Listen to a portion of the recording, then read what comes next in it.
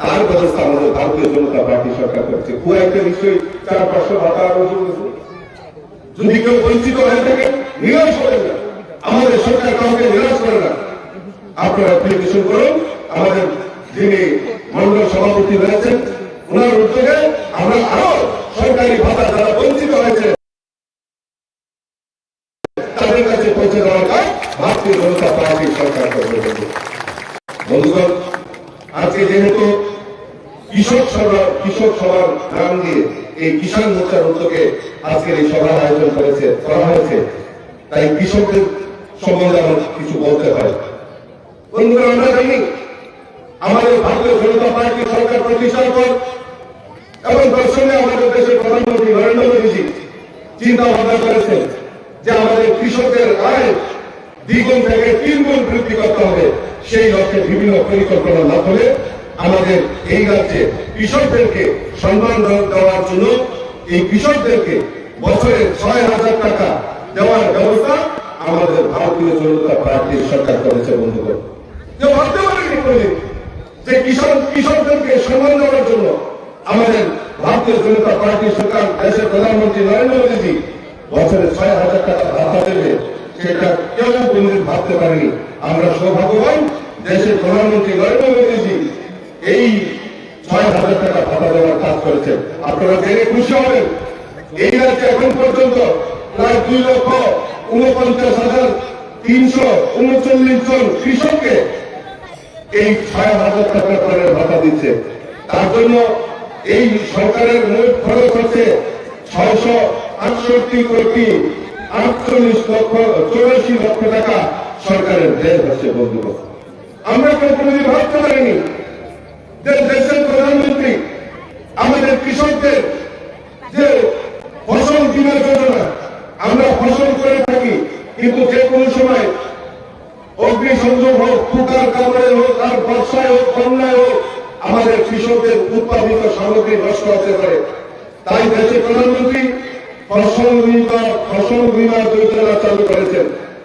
তার প্রিমিয়াম প্রতি গাড়িতে প্রায় 200 কোটি টাকা দেওয়ার কথা, কিন্তু আমাদের রাজ্যের মাননীয় মুখ্যমন্ত্রী চালু করেছেন যে মুখ্যমন্ত্রী ফসল বীমা যোজনা, এই প্রতি গাড়িতে যেটা 200 কোটি টাকা দেওয়ার কথা ছিল, কিন্তু রাজ্যে আপনারা জেনে খুশি হবেন এখন পর্যন্ত মোট 13 লক্ষ প্রায়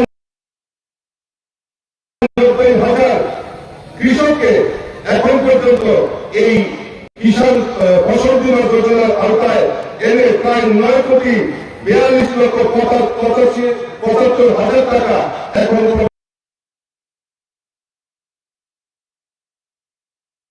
ভর্তুকি দেওয়া হয়েছে। বন্ধুগণ, ইতিমধ্যে আপনারা জানেন যে এই রাজ্যে যে কৃষকদের উৎপাদিত ধান ক্রয় করার জন্য আমাদের রাজ্যের সরকার উদ্যোগ গ্রহণ করেছে। এখন পর্যন্ত রাজ্যে মোট 1,03,023 জন কৃষকের কাছ থেকে ন্যূনতম 1,92,050 মেট্রিক টন ধান রাজ্য সরকার ভর্তুকি মূল্যে যে সহায়ক মূল্য রয়েছে সেটাতে ক্রয় করা হয়েছে। তার বাবদ প্রায় 371,39 লক্ষ টাকা এই কৃষকদের অ্যাকাউন্টে সেটা প্রদান করার ব্যবস্থা আমাদের রাজ্য সরকার করেছে। কৃষকদের সবচেয়ে বড় জিনিস যেটা, যে আমাদের সয়েল হেলথ কার্ড, কৃষকদের যে জমি, সেই জমিতে কি ফসল ফলবে তার যে পরীক্ষা নিরীক্ষা করতে হয়, তার জন্য সয়েল হেলথ কার্ড তার ব্যবস্থা আমাদের বিগত এই 6 বছরের সরকার 1,73,800 প্রায় 70টি সয়েল হেলথ কার্ড কৃষকদের কাছে পৌঁছে দেওয়ার কাজ আমাদের রাজ্য সরকার করেছে। এফপিইউ, ফার্মার প্রডিউসার অর্গানাইজেশন, আমরা জানি এর মধ্যে আমাদের প্রায় 49টি ফার্মার এফপিইউ গঠন করে প্রায় 10,434 জন কৃষককে তার আওতায় এনে তাদেরকে যন্ত্রপাতি দেওয়ার কাজ আমাদের ভারতীয় জনতা পার্টির সরকার করেছে। বন্ধুরা, আগেই আমি বলেছি প্রথম দিকে যে আমি আর খুব একটা বেশি আপনাদের সামনে বক্তব্য দীর্ঘায়িত করতে চাই না। আপনারা অনেক দূর দূরান্ত থেকে এসেছেন, আমি শুধু আপনাদের কাছে একটাই আবেদন রাখবো যে ভারতীয় জনতা পার্টি সরকার একের পর এক সিদ্ধান্ত নিচ্ছেন, তার মূল কাজ হল সমাজের গরিব অংশের মানুষ, সমাজের মহিলা, সমাজের যুবক, সমাজের কৃষক, সমাজের শ্রমিক, সরকারি কর্মচারী প্রত্যেকের গ্যারান্টি আমাদের দেশের প্রধানমন্ত্রী নরেন্দ্র মোদী দিয়েছে, আর আমাদের রাজ্যের সরকার মাননীয় প্রফেসর ডক্টর মানিক সাহাজি দিচ্ছেন। কাজেই গ্যারান্টি যদি দিতে পারে তাহলে আমাদের মোদীজি দিতে পারে, আমাদের ভারতীয় জনতা পার্টি ডাবল ইঞ্জিনের সরকার দিতে পারে বন্ধুগণ। তাই আগামী 26শে এপ্রিল আপনার এই পবিত্র ভোট দেওয়ার সময়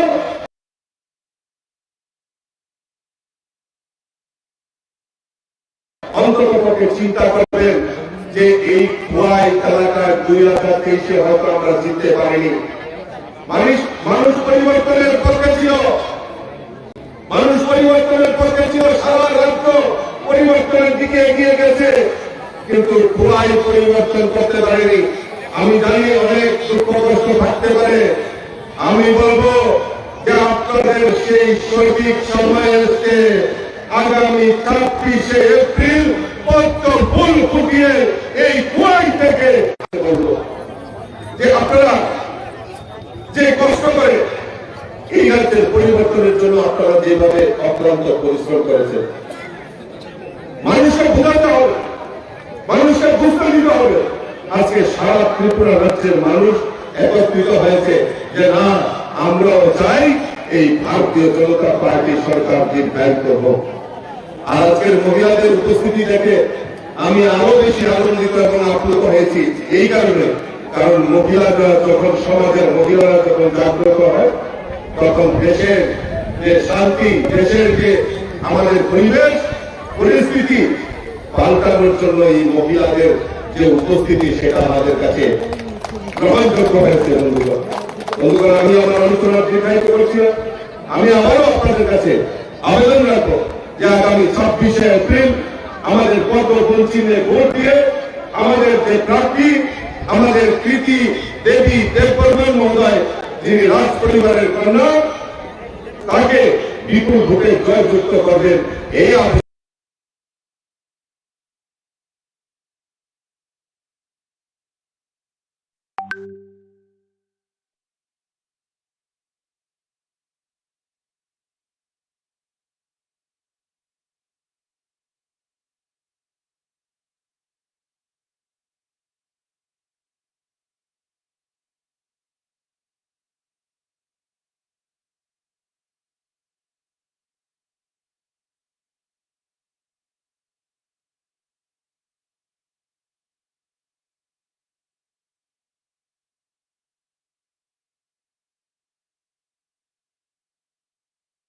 এটার নিচে কোনো গাড়ি টাড়ি পড়ছে না?